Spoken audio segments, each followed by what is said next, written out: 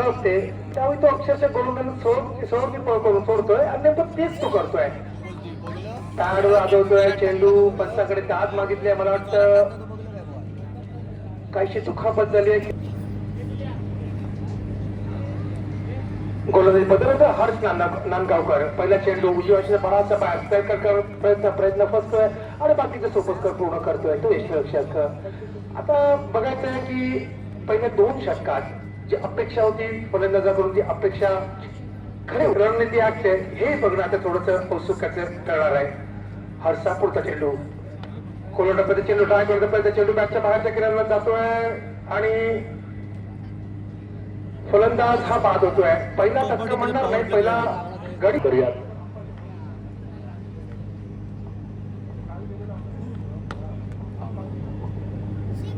पुढचा चेंडू हा नवीन फलंदाज सरफराज चेंडू खेळून काढलाय तो वाईडिश मिटमी घेतला. दरम्यान एक धाव ती सहज पूर्ण केली आहे.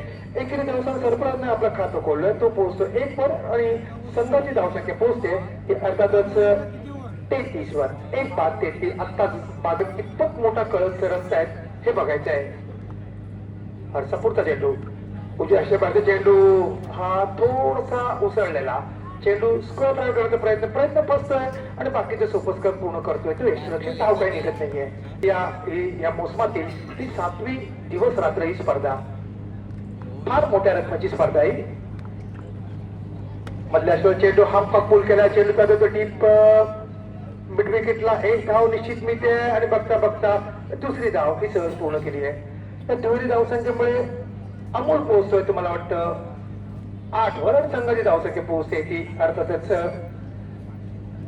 1 बाद 35 वर.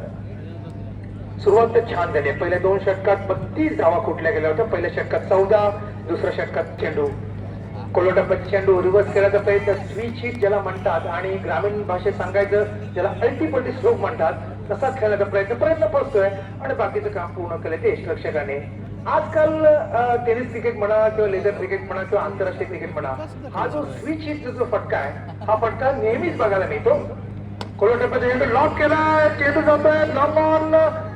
सुंदर धेर घेतलाय लॉंग ऑन सीमारेषेच्या अगदी सीमारेषेवर. आणखीन एक धक्का बसतोय तो संघाला. 2 बाद 35. पण या ठिकाणी मान सन्मान करतो आहोत.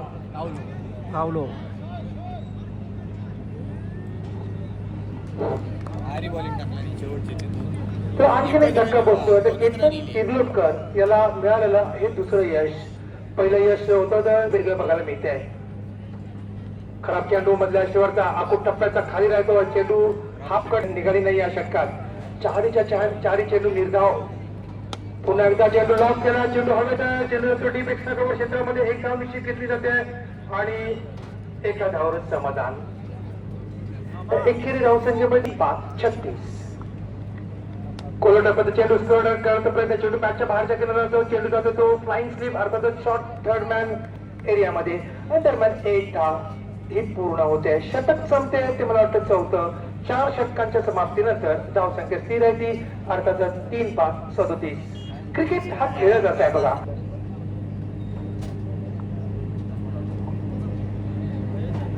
गोलंदाजीत बदल नाही. हर्षक मारा करतोय शेवटचे षटक त्या डावातील. मधल्या चेंडू खेळून काढला तो बॅकवर्ड स्क्वेअर लेग आणि शॉर्ट फाईन लेगच्या मधून चेंडू जातोय तो डीप स्क्वेअर लेगला आणि चेंडू बघता हा सीमा पार. खणखणीत दणदणीत किंवा असं मी म्हणणार नाही की विश्वसनीय म्हणणार नाही पण 4 धावा मिळाल्या हे मात्र एवढं मात्र निश्चित. चौकाने आपल्या इराने मात्र अगदी स्पष्ट केलं की फलंदाजांनी. हर्षा पुढचा चेंडू कोलंडापतीचा चेंडू पॅडवर आदळतोय. पंचाकडे दाद मागण्यात जाते. पंच आणि दाद मात्र पेटावून लावले. चेंडू जातोय तो वाईडिश डीप एक्स्ट्रा कव्हर मध्ये आणि लेग बायचा इशारा देतो पंचांचा. दुहेरी धावसंख्येमध्ये धावसंख्या पोहोचते अर्थातच 43 वर. क्रिकेटमध्ये प्रतिपटावर हर्षा पुढचा चेंडू मधल्या शेवटचा चेंडू खेळायचा मिड विकेटच्या डोक्यावरून चेंडू जातोय तो बॅटच्या वरच्या किनाऱ्याला लागतो. चेंडू जातो ते शॉर्ट फाईन लेगला आणि साधा सोपा झेल हा विचावला जातोय. धावसंख्या स्थिर आहे 4 बाद 43. अजूनही 3 चेंडू शिल्लक. हर्षा हा पुढचा चेंडू मधल्या शेवटचा चेंडू खेळायचा होता तो स्क्वेअरच्या डोक्यावरून चेंडू बॅटच्या वरच्या किनाऱ्याला लागतोय आणि मला वाटतं फलंदाज बाद. तर आणखीन एक दाखवला माजी मुंबईच्या माध्यमातून सपोर्टचा चेंडू हा थोडासा वेगळा पटका खेळण्याचा प्रयत्न फसतोय. चेंडू जातोय सरळ यष्टीच्या हातात आणि नॉन सायकल एंडला हा फलंदाज धावत होतोय. 5वा धक्का तो संघाला 5-5 43 शेवटचा चेंडू. मध्यांवर चेंडू टॅप करण्याचा प्रयत्न. चेंडू जातो शॉर्ट थर्डमॅनवर आणि एक साधा सोपा असेल ज्याला क्रिकेटच्या भाषेत लॉलीपॉप झेल म्हणतात तसा झेलला गेल्या. 7वा धक्का संघाला डाव सोडतोय तो 43 विजयासाठी फक्त 44 धावांची आवश्यकता आहे ही 4-11 देवबाग संघासाठी. तर एकंदरीत लेखा देवबाग बघा नाणेफेकीचा कौल हा देवबाग